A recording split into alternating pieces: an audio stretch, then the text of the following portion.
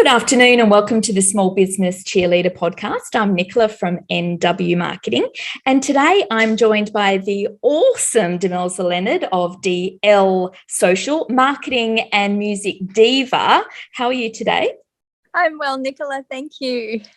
I'm just so excited because we're going to be talking about podcasting, and I know I get excited about everything, but podcasting and collaborations are the way for small businesses to grow now. And I have had so many questions from people in small business who want to start a podcast and they just don't know where to go. They don't know what the first step should be.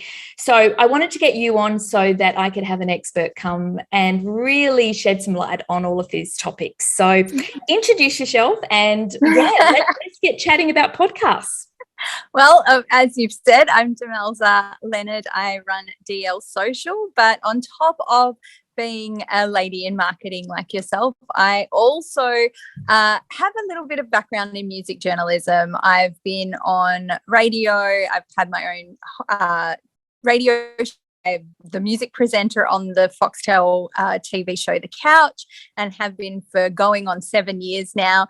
I've worked at Express Magazine. I've interviewed some of the biggest acts and artists and rappers around the world, and have done a whole heap of that. And part of that was since 2011 I have been involved in some way, shape or form of either online radio shows or podcasts. So I've definitely seen the evolvement. I was a very early adopter of podcasts when they first came out. In fact, we even had, at the time, I was running a nightclub event every Wednesday, and we even had a podcast that kicked off the first hour of the nightclub, and we streamed, we recorded the podcast at the nightclub, and then went into the rest of the party side of things, just to kind of fill and give some sort of fun interaction at the start. So definitely have seen the rise of podcasts, particularly over the last 4 or 5 years, and just how important it is now, not only to people's entertainment value and informative value, but now also in terms of for businesses, how it can really be a funnel option for marketing strategies as well. Yeah, exactly. It's an evergreen content strategy that small business owners can really get value from, because I've even had people from podcast episodes I released last year still get in contact from having found them on YouTube or found them on Spotify and then binge watched or listened to episodes. So it's something that is out there, and it is not as overwhelming as it sounds. And that's what we want to get down to today, because we're talking about those that might be exploring the idea. So what we want to ask them first is a podcast for me? That's what a lot of people ask, and I'm sure you get the same question. So how do you tell a small business owner, or what are the key points they should be looking out for when it comes to creating a podcast for their small business? So there's a number of things that we need to have a look at. You can have a podcast, but work out exactly what you want to achieve from your podcast first and foremost. If it's something that's going to be to create leads and encourage people to sign up or subscribe, sure, that's one option that you can have. Another option that you can have is it's brand awareness. It's to get you out there a little bit more. It's to get people knowing you. So it's more of that top of funnel for what you're doing is there. Work out exactly what you want to achieve from that and how it fits in your marketing and how your other marketing channels will work with your podcast. Because if your podcast is just working over here and it's working on its own, then you might be missing some great opportunities to funnel people to become followers, or funnel people to become clients, or to sign up to your email database, or to sign up to your new course that you're going to have. And you really want to make sure that if this is working here, how is it going to interact with your other elements in your marketing strategy as well? Yeah. The second thing that you want to also think about is your audience. Is your audience someone that you are trying to, or your dream audience rather, is someone you're trying to attract? And are they sitting on platforms to listen to podcasts? Are they likely to listen to a podcast? Do some research about your audience to work out exactly what they do, how they listen. Because, for example, your audience might love podcasts, but they're more likely to be a busy mum who only gets the opportunity to listen to your podcast in the car when they're going to pick up the kids. So they've only really got about 15, 20 minutes to be able to absorb what you're talking about, as opposed to an hour-long podcast with a lot of information that can be quite heavy as well. So by understanding who your audience is, and that all works with your marketing strategy and your business strategy as well, that's going to allow you to work out exactly where and what you should be doing in terms of what you should be doing with your podcast first and foremost, and then how you're going to work out what topics you're going to cover, exactly how you're going to script your podcast, what interactions are you going to have, what are the types of guests that you want to get on your podcast. Is your podcast going to be just yourself talking, or are you going to have a panel of people and things like that as well? So there's a few things there that you can be looking at, and allows you to work out and determine, is this what I want to do? And is this how I'm going to be able to communicate with that dream audience I'm trying to capture at the same time? Yeah, exactly. Because I always ask people, or I implore people, to really do the strategy work first. Don't just go off with shiny new things and get distracted from what really is turning up the needle in your business, because if you do, it will never have the backing of the strategy and the research to know that it's the right thing to do. Or, like you said, it won't be connected to the greater marketing plan that you have for your business. It's always a tool that should be connected with all the other tools to enable you to be seen and to be aligned with all of your content, not just one random thing, like you said, sitting to the side. So do the work and find your people. It's like Joe Rogan, isn't it? I mean, 3-hour podcasts, they're not something that mums would normally listen to on the way to school drop off. It's something you do at night, something you do if you were that type. And he's got a very, very defined type of people that listen. People, I've seen 15-minute podcasts on inspiration or things to get you going for the day. And that, again, is a completely different type of person. So you're right. Find out who it is, where they are, and how they listen. I know that Audible with books is the same. Some people love hard copy books. Some people love Audible. Some people love YouTube, and some people love Spotify. So, really do the research. And I think that if you do that, you'll be surprised at how it'll flow out, and you'll create content on your podcast that will automatically align to your clients. And I think that that's so important. Now, I want to talk to you about tips in terms of promoting a podcast and building an audience and your podcast. People can, actually create one quite easily and have the content out there. But how are you going to build an audience that really wants to consistently go back to your podcast?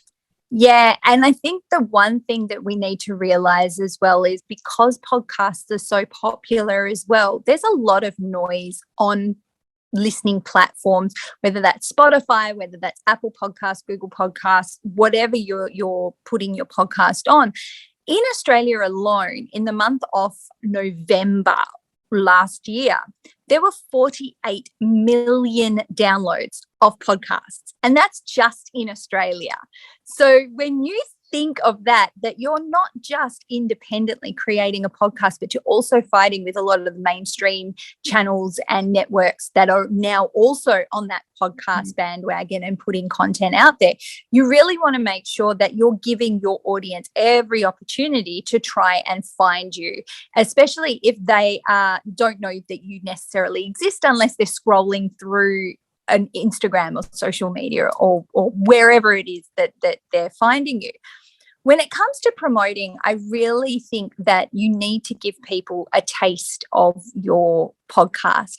Give them an idea of what they're going to see or hear, whether that's through a video podcast or through just purely audio. And there's a lot of ways that you can do this. You can stick up quotes from your podcast in your social media. You can send out little snippets on social media through an app called Wave.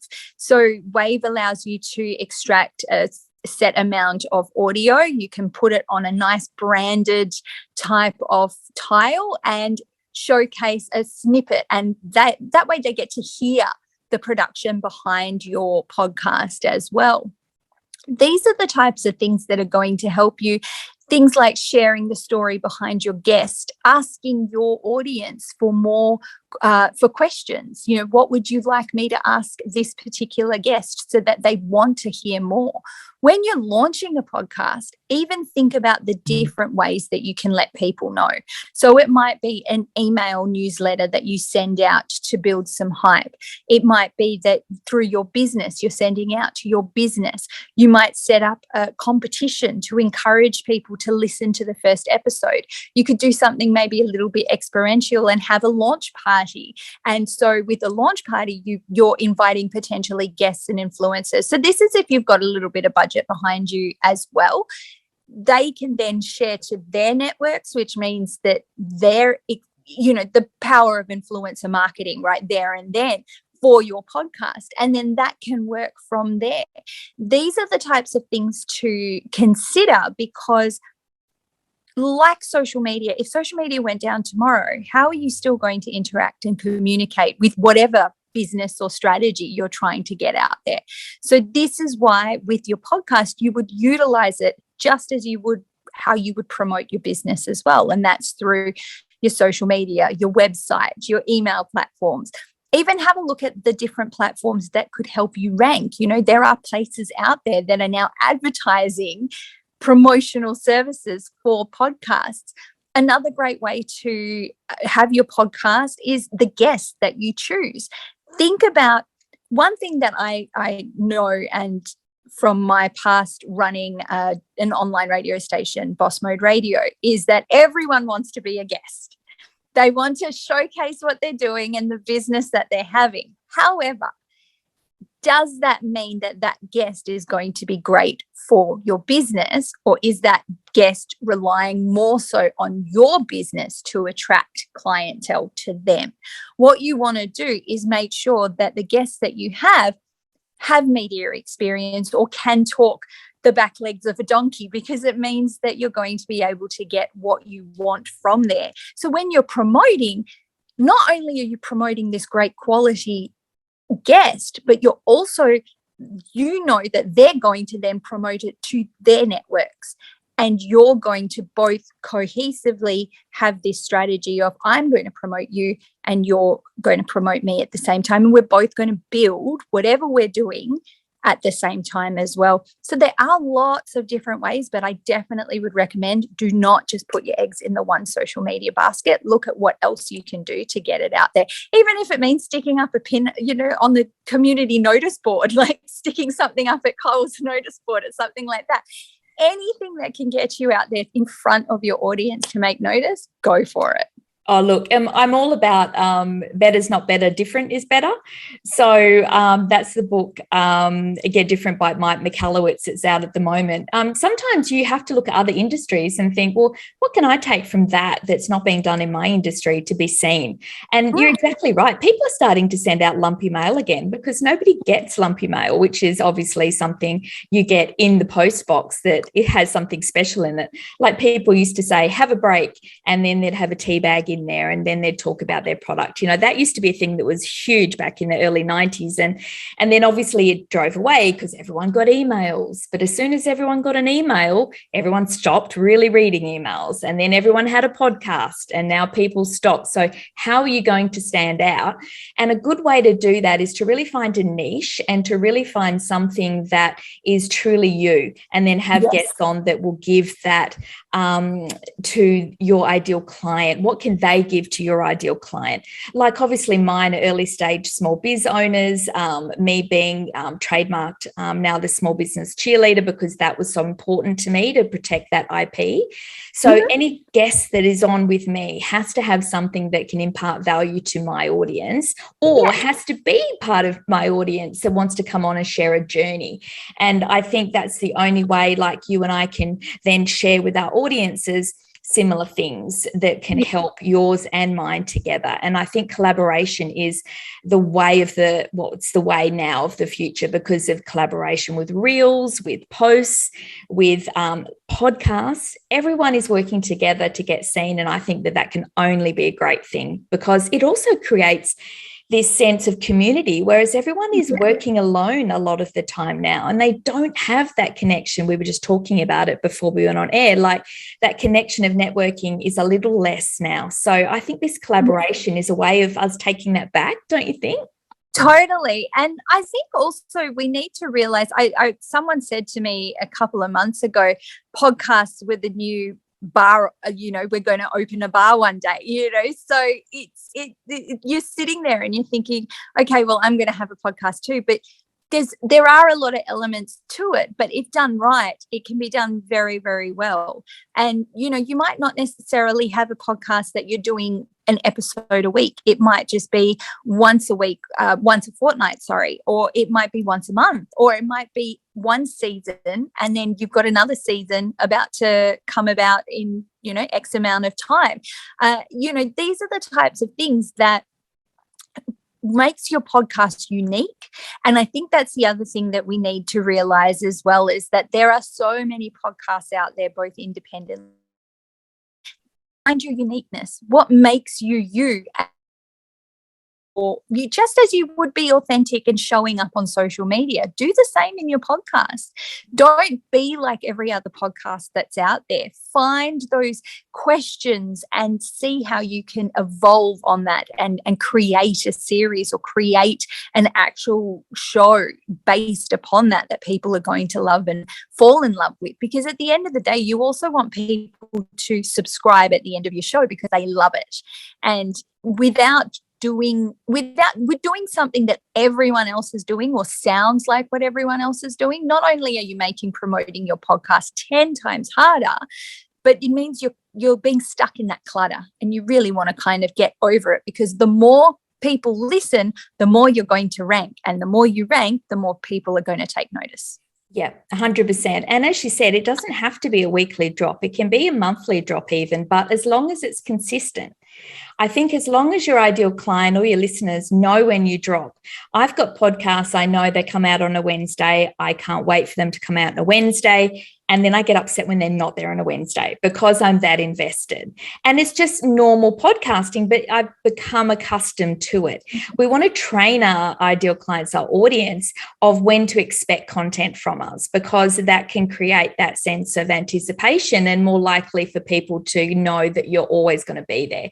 So start building up consistency, building up your ideal guests, if you want guests, or the content that will at least help your ideal client.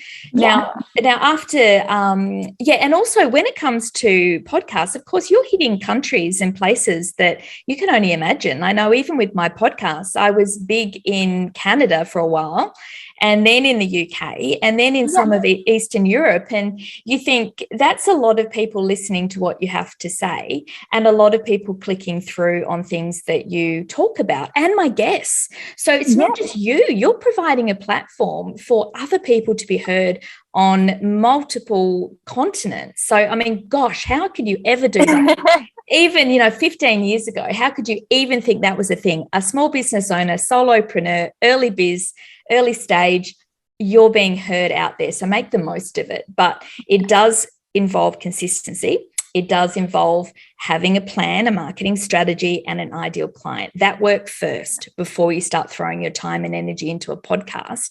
But once, say we've done all that work, we know what we're doing. Now, from your experience, which is vast, what apps and IT are best for people starting out with a podcast? Where should they go? Yeah, so definitely have a look at making sure your sound quality is good.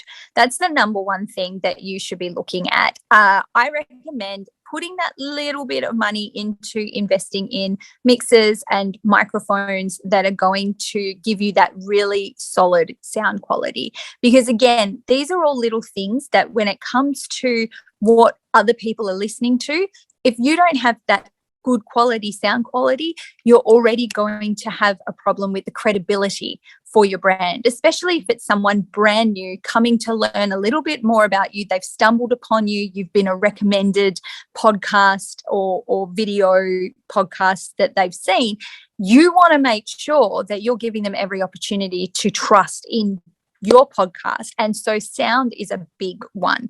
I personally use the Rodecaster Pro, which whilst it's not an app, it is kind of a bit of a mixer that a lot of people use. I mean, I'm currently sitting in the studio that my office shares with a number of other businesses, and it's literally sitting behind me. It's what I used for Boss Mode Radio, so the online radio station that I ran. We were one of 3 people when Rodecaster first brought them out. I was one of 3 in WA who actually had this mixer, and you can use it for everything. The beauty of it and why I'm such a huge advocate for it is because of the different channels that it allows you. So it means that you can monitor your volume levels on any particular person that is using any one particular microphone. You can stream you can Bluetooth your phone through it, so you can take phone calls from anyone anywhere in the world. So I definitely recommend looking at what you have in terms of how you're capturing the audio. The other thing to consider as well is it doesn't matter how great your editing skills and your filtering skills are in production and editing up. If your sound quality is bad, you're never going to be able to fix that. You need to make sure that it is proper. Think of it as if you had a dress and you bought a particular dress and it was a stunning dress, but the quality of material, you put it on and it ripped instantly. It's exactly the same with your audio. You need to make sure that your audio is perfect so that all these other things that make it and turn it into this beautiful sounding podcast, it's just refining and tweaking where you need to refine and tweak, and you let your audio do all of that instead.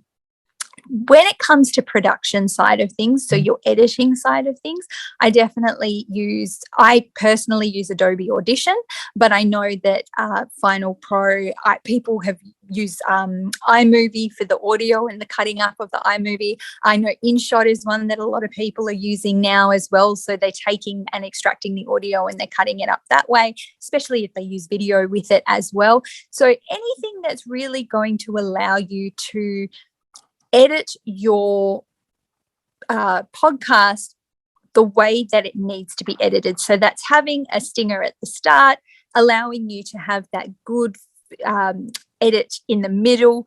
The one thing that I also recommend is try not to take away ums from when guests are speaking.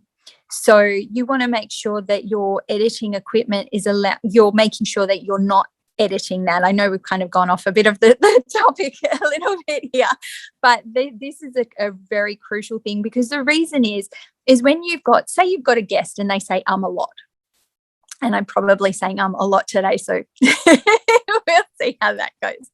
But with that, what it does is it changes the person's confidence in what they're particularly saying. So if someone, say for example, you had a politician that came on and you asked them a very difficult question and they kept stammering and stuttering and saying and you pulled all those ums out of it in your editing process, you've now made someone who didn't necessarily know what they were talking about now sound like they know exactly what they're talking about, and you've just changed the whole tone of the conversation and people's perception of what they should have expected from that person's answer. So these are the things that you need to also think about. But the editing equipment, you want to make sure allows you to do all of that. So those are some of the apps that you should be doing. And then you can pop it into your social media. You can use, whether it's Mojo, you do a nice little video for it, or Wave to put it onto your Instagram with the audio as well. Those are some of the apps that we definitely recommend that we use. But always make sure that very first element, which is that recording element, you're giving yourself every opportunity to have that high quality or that good quality audio in the long run. I love that. And I think that's the thing. People think look, you can book studio time. We know that. You can go in and that's very easily done. There's places all over the place in Perth where you can do that. But if you want to get started, and I'm one for starting and then as you go learning, because otherwise you're not going to start. And we know what people are like. Procrastination is massive. So you know what you can do? If it's really simple, if you have a laptop, you go buy Blue Yeti or Yeti Nano, and you plug that USB thing into your laptop. You then go buy a Logi HD 1080 camera, again, which is USB, and you sit it on top of your laptop. You then have high quality video and you have high quality audio. You then record it on Zoom, and then you download that recording, and you then have something you can put on YouTube, and you have audio both together from one recording. Now, do you see how that is a starting point? How easy is that? I mean, you can get a Nano, for $100 and something, and you can get a Logitech for about the same. And this particular equipment, it's not hard to find. You could go to EB Games, you could Officeworks, go to Officeworks. Yeah, it's your general stores. So you don't have to go to a technical store or an audio store. You can walk into stores that are in your local shopping centre and be able to get what you need from there. Yeah, so there's no excuses when it comes to that. You can have the free Zoom. You just download it to your actual PC, not to the cloud. And, and Audacity is free if you want to edit your audio, to really dive deep into editing. So, there's little things like that. And as you grow in confidence, then you can start getting better sound, better, mixing, better editing, and you can add your, your header and your footer of your welcome and then you can also edit in the middle, can't you? Like you were saying, and put hey, we're just taking a break from the podcast now to, I've got this course launching. Hey, why don't you check it out? It's in stages, and I think that it's important that you listen to people who are out there who are doing it like yourself, and know the difference between the little things. Like you're saying with the mixer, you can, if you've got two people and two mics, and you've got a lot of control there. There's a lot, but don't let that overwhelm you, because you'll never get started. No. And I think it's amazing what's out there, and you've said some amazing apps that I haven't even looked at Wave or any of those. So this is what this is about, trying to get different things out there that you can try. I know myself, I use Canva and import the audio onto my Insta stories so that I have the snippet, the 30-second snippet of the audio over my Insta story, and then I put captions on top of that from the Insta, and then there you go, 2 seconds, and you have a little snippet of audio. And if people aren't listening, which some people don't listen on their stories, you've got the caption so people know at least what your guest is saying. Exactly. So, wow, there's things that, okay, well, I didn't do that to begin with, and then all of a sudden that was an option for me. Oh, I can put the sound in there. Oh, great. Okay, well, let's try that. And it's just about being willing to try. I think that's what I would recommend for people. And I think any podcaster should realize that episode 1 is not going to sound the same as episode 20. Episode 20 is going to sound brilliant, but then compared to episode 100, it's not going to sound that great, because every podcast you learn, even with the Boss Mode show, I know in my first episode, and I find myself doing this a fair bit. Like I was doing a fair bit. Like I was so nervous because it was the first time I was back behind a microphone, and I just found I discovered this brand new habit that I had. And then I realized, okay, I'm doing this, and I replaced it by saying 2,400 times, So, and you do get this where if you're not saying it might be you fill it in with another word. I know in a lot of my earlier days, I used to say now, and especially when I was doing live radio, it was now. So onto the and now. And I was just like, how many times am I going to say now? But this is even the most professional people who have studied at WAPA and have studied broadcasting go through these phases. So if you're going through it, it's okay, because episode 1 is not going to sound like episode 100. You're going to learn. You're going to work out what works for you. You're going to work out your comfortability. You're going to work out your template of, this is where I put this in my audio, or this is where I put this, or am I going to put all my different audios, whether that's my intro or my outro or my ads, all as I'm recording, or am I going to add them in post-production? So these are the things that you all work out, and you work out what works for you, and what you had as a formula in your first 10 episodes might change as you go along, and it's all perfectly fine. Yeah. And also these are things, if you're a busy small business owner, that can be outsourced as well. Yeah. As you know, your intro and outros can be done on Fiverr, or you can get a studio to do them for you for not that much, as long as you have an idea about what you want. And then you just quickly add them at the beginning and the end if you don't want to do a middle one. But that's done. You can get your graphics done on something like Upwork, or you can get a social media manager to manage that for you. Your e-newsletters, you can send out, weekly updates on podcasts with what it is you're talking about and a link to it. You could get a VA to do that for you. Yeah. So these are things that you've got some wonderful content there that can be repurposed. And that is my main thing for people when they create a podcast, is look for ways to repurpose that content and make sure that it has a lifespan longer than what you would normally think it would do that week it goes up. Because another one that I found recently was Otter. If you can use Otter and upload your audio, I think it's otter.ai, I think. Okay. Something like that. So Otter, what it does is you upload your audio and it transcribes the entire podcast for you and sends it to you in text. So there you have weeks of content that you can pull from that podcast episode of you talking for 30 minutes with the guest and utilize that in many different Instagram captions or blog posts or on your future episodes. And that was something that you were already doing. So use the things that you were already doing and look for ways to repurpose that. It will give you longevity in what it is you're doing, and it will stop the overwhelm in having to create content because you've already done it. And then you can pull bits of it and create content along the way. And I think that's what we need to realize as well, is that whilst podcasting is another tactic that we can use for our business when it comes to marketing, it doesn't necessarily mean that we have to start from scratch with everything that we're doing, or that we have to do this over here and forget about everything else. As I said before, it all flows. It can all flow, that repurposing content.